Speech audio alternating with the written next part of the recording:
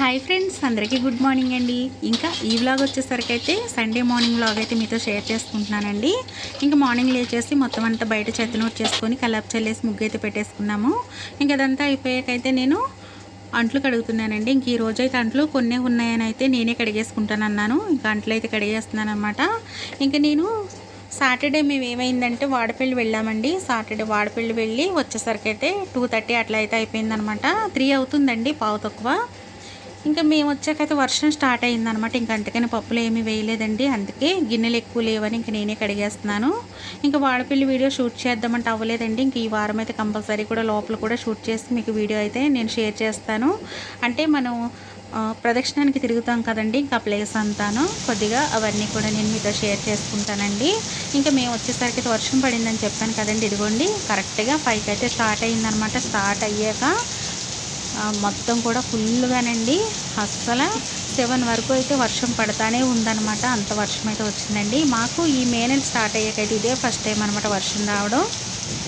ఇంకా ఫుల్గా వర్షం పడుతుంది కదా, ఇంకా నేను కూడా పప్పులేమి ఇంకా వేయలేదండి. ఆల్రెడీ కొద్దిగా అయితే నానబెట్టి ఉంచాను. ఎందుకంటే ఎప్పుడు మా అన్న కదా, నేను కొద్దిగా నానబెట్టి ఉంచాను కానండి, కొంచెం నాకు కూడా నీరసంగా అనిపించింది అనమాట. ఎందుకంటే మేము తెల్లారగట్ల 2కి అట్లా అయితే లేచి ఇంకా రెడీ అయ్యి మేము వెళ్ళేసరికి అయితే 4 అట్లా అయితే అవుతుందన్నమాట. ఇంకా నిద్ర ఉండట్లేదండి. 2కి లేచి చేసుకుంటేనే కానీ కరెక్ట్గా మేము బస్సు అయితే అందుకోలేకపోతున్నామండి.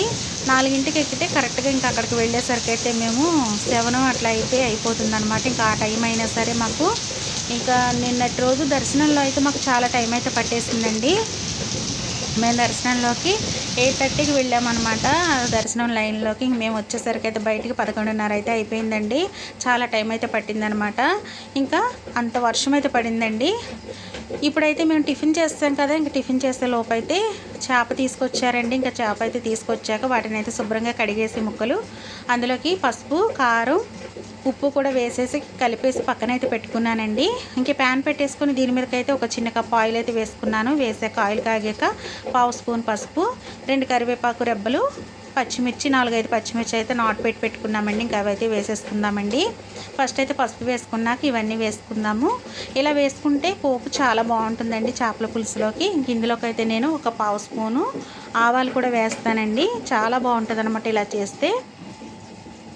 ఇంకా అసలు వచ్చిన దగ్గర నుంచి కూడాను చాలా నీరసంగా అయితే ఉండిందండి. అసలు మేము ఎండంతా కూడా మాపాలే అయినట్టయితే అయిందనమాట. ఎందుకంటే చాలా ఎండ అయితే ఉండిందండి. బస్సులో అయితే ఉండలేకపోయామన్నమాట. ఎంత వేడి వచ్చేసిందో. అదంతా కూడా ఇంజిన్ది వేడి ఉంటుంది కదండి, బస్సు అంతా కూడా చాలా వేడిగా అయితే ఉండిందనమాట. అసలు చాలా ఎండ అయితే ఉందండి. ఇన్ని వారాల నుంచి వెళ్ళాం కానీ మేము ఈ వారం అసలు చాలా అయితే ఎండ మా దగ్గరే ఉన్నట్టు అనిపించింది అనమాట. అసలు అంత ఎండ ఉందండి. ఇంకా వచ్చిన దగ్గర నుంచి అయితే అదే అనుకున్నామండి. మేము 5 వారాలు వెళ్ళాము, ఇది 6వ వారం అనమాట. 5 వారాలు కూడా అంత ఇదిగా ఏమనిపించలేదు. కానీ ఈసారి అయితే చాలా అంటే ఇంకా నీరసం అయితే వచ్చేసిందండి. ఇంకా వచ్చేటప్పుడు అయితే కొద్దిగా డ్రింక్ అది తాగేసామన్నమాట. ఇంకా మేము బయట గుళ్ళో నుంచి బయటికి రాగానే చెరుకు రసం అయితే తాగుతామండి. ఇంకా అది తాగేకైతే మేము బస్సు ఎక్కేస్తామన్నమాట, ఒక వాటర్ బాటిల్ తీసుకొని. ఇంక ఇప్పుడైతే నేను ఈ తాలింపు అయిపోయాక ఇందులోకి ఉల్లిపాయ పేస్ట్ వేసుకొని అందులోకి అల్లం వెల్లుల్లి మసాలా టమాటాలన్నీ పేస్ట్ పెట్టుకున్నాను. ఇంకా అది కూడా వేసేసుకొని బాగా వేపుకుంటున్నానండి. ఇంక ఇదంతా పచ్చివాసన పోయేంత వరకు వేపుకుందామండి. పచ్చివాసన పోయాక కొద్దిగా ఇందులోకి అయితే కల్లుప్పు అయితే వేసుకుంటానండి. ముక్కల్లో వేసుకున్నాం కదా, ఇంకా మళ్ళీ కొద్దిగా కల్లుప్పు అయితే వేసుకుంటే తర్వాత మనం టేస్ట్ చూసుకొని ఉప్పు ఏమైనా పడితే వేసుకొని అప్పుడు ముక్కలు వేసేసుకోవచ్చు. ఇంకా ఉప్పు వేసుకొని అయితే బాగా కలిపేసుకుందాము.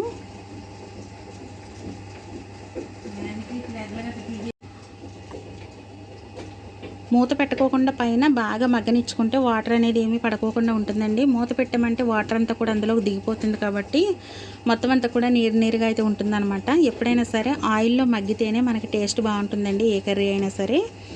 ఇంక ఇప్పుడు ఇదంతా కూడా బాగా మగ్గింది కదా, నేను ఆల్రెడీ కారం ముక్కల్లో వేసాను కాబట్టి ఇందులోకి ఒక 3 స్పూన్లు కారం అయితే వేసుకుందాము.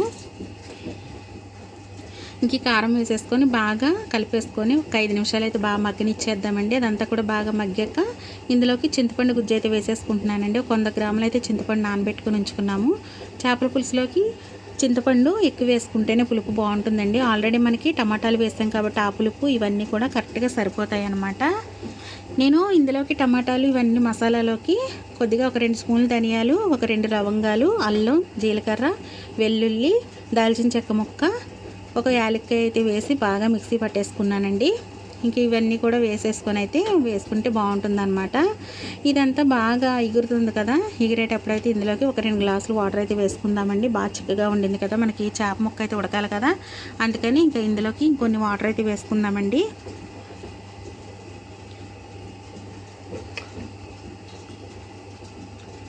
బాగా చిక్కగా ఉంది కదా, ఇంకో గ్లాస్ అయితే వాటర్ వేస్తాము. ఇంకో గ్లాస్ వాటర్ వేసుకుంటే మనకి కలుపుకోవడానికి కూడా బాగా వస్తుందన్నమాట పులుసు. ఇలా చేసుకుంటే కర్రీ చాలా బాగుంటుందండి. నీచు వాసన అనేది ఉండదన్నమాట. రాని వాళ్ళు కూడా చాలా సింపుల్గా చేసుకోవచ్చండి. ఇంకా సండే రోజు ఎప్పుడు కూడా చికెనే తీసుకొస్తున్నాం కదా, ఇంకా చికెన్ మానేసి ఈరోజు అయితే చేపలు తెప్పించుకోవాలనిపించిందండి. ఎప్పటి నుంచో అనుకుంటున్నాను అన్నమాట చేపలు తెప్పించుకుందామని. ఇంక వాళ్ళకైతే కుదిరింది. ఇంక ఇదంతా కూడాను అయిపోయింది కదండి. ఇప్పుడైతే ఒక్కసారి ఉప్పు చూసుకుందామండి. ఇంకా అమ్మ అయితే నన్ను చూడమన్నారనమాట. ఉప్పు నేను చూస్తున్నాను. ఇంక అమ్మ వండుతున్నారండి కర్రీ. ఉప్పు అయితే కొంచెం పట్టుద్దని చెప్పాను. ఇంకైతే ఇప్పుడు సాల్ట్ వేస్తాను 1 స్పూను, ఎందుకంటే కళ్ళుప్పు ఫస్ట్ వేస్తాను కదా అన్నారు. ఇంకా సాల్ట్ అయితే వేస్తున్నారు. ఎందుకంటే మళ్ళీ తర్వాత మధ్యలో మనం వేసుకొని కలుపుకోవడానికి కుదరదు అనమాట, ముక్కలు విడిపోతాయి. అందుకని ఫస్టే చూసుకోవాలన్నీ. ఇది వేసుకొని బాగా కలిపేస్తున్నారండి. మళ్ళీ మనం వేసి కలపడానికి ఇవన్నీ అయితే ముక్కలు బాగా విడిపోతాయి అన్నమాట, బాగోదు. అందుకని ఫస్టే కలిపేసుకుంటే తర్వాత అన్నీ కూడా వేసుకొని ఒక్కసారి కుదుపుకుంటే సరిపోతుందన్నమాట. ఇప్పుడు ఇంకో గ్లాస్ వాటర్ అయితే వేసారండి. ఇంకా ఈ పులుసు ఇలా ఉందనంగా ఇందులోకైతే ముక్కలు వేసేసుకుందామండి.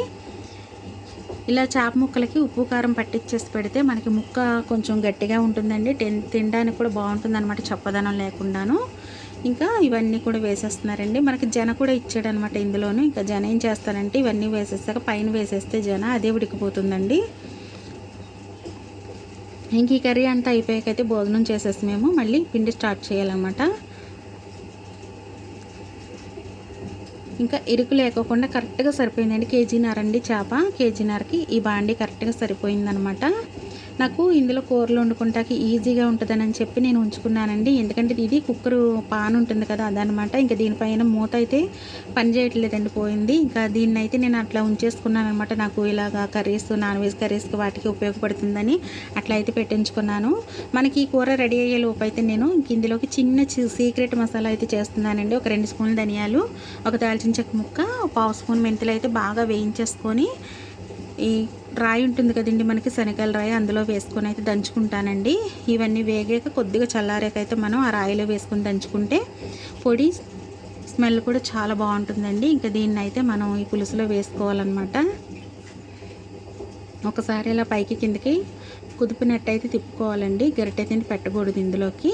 ఇంకా ఈ పొడి కూడా చేసేసుకున్నామండి. అవి చల్లారి పొడి కూడా చేసేసారనమాట.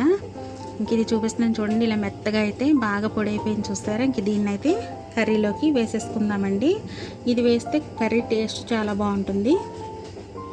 ఇంక ఇప్పుడైతే కర్రీలోకి వేసేస్తున్నాము. చుట్టూతో చల్లినట్టు వేసుకోవాలండి, అలా వేసుకుంటే తొందరగా కలుస్తుంది అనమాట. ఇలా వేసుకుంటే చేపల పులుసులోకి మసాలా చాలా బాగుంటుందండి. ఇదంతా వేసేసుకొని ఒక్కసారి అయితే కుదుపుకుంటే సరిపోతుందండి. మనకి కర్రీ అనేది పర్ఫెక్ట్గా రెడీ అయిపోతుంది. ఇంక ఇందులోకి కొత్తిమీర కూడా వేసేసుకుందాము.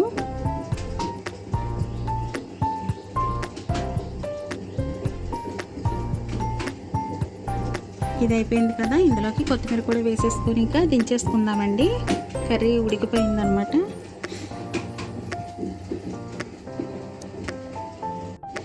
ఇంక ఈ మసాలా అంతా కూడా కూర అంతా పట్టేలాగా అయితే ఇలా తిప్పేసుకోవాలండి. ఇంక ఇలా తిప్పేసేసుకొని ఇది ఫైనల్గా ఎలా ఉందో ఒకసారి చూద్దాము.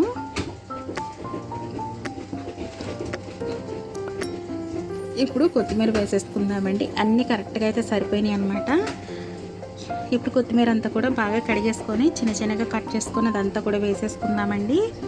ఇంక కర్రీ అనేది మనకు పర్ఫెక్ట్గా రెడీ అయిపోయింది.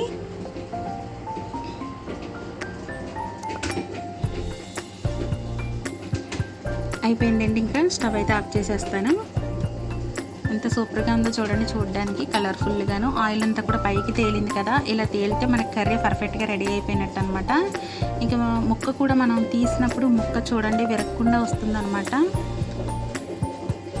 ఈ గరిటెతోటి మనకి ముక్క విడకుండా అయితే తీసుకోవాలండి. చూడండి, పైకి తీస్తున్నా సరే ముక్క విరుక్కోకుండా మనకి మంచిగా అయితే వచ్చింది. చూస్తారా, ఇలా ఉండాలండి కర్రీ. ఇంకా మేమైతే భోజనం చేసేసి ఇంకా పప్పు దగ్గరికి అయితే వస్తానండి. నేను భోజనాలు అయితే అయిపోయినాయి, ఇంకా పప్పు అయితే వేసేసాను ఆల్రెడీ. ఎందుకంటే వాతావరణం మళ్ళీ తేడా వచ్చేస్తుంది, ఇంక అందుకనే పప్పు వేసేసి రుబ్బేసుకుంటున్నామండి. ఇంక ఇడ్లీకి దోసపిండి అయితే అయిపోయిందనమాట, ఇడ్లీకి అయితే వేసాము. మన ఛానల్ ఫస్ట్ టైం చూసే వాళ్ళే సబ్స్క్రైబ్ చేయండి, లైక్ చేయండి, షేర్ చేయండి, సపోర్ట్ చేయండి. మీరు ఇచ్చే లైక్, మీరు ఇచ్చే సబ్స్క్రైబ్ నాకు చాలా యూజ్ అవుతుంది. కంపల్సరీ కూడా మీకు, మీ రిలేటివ్స్కి, మీ ఫ్రెండ్స్కి షేర్ చేయండి మన వీడియో.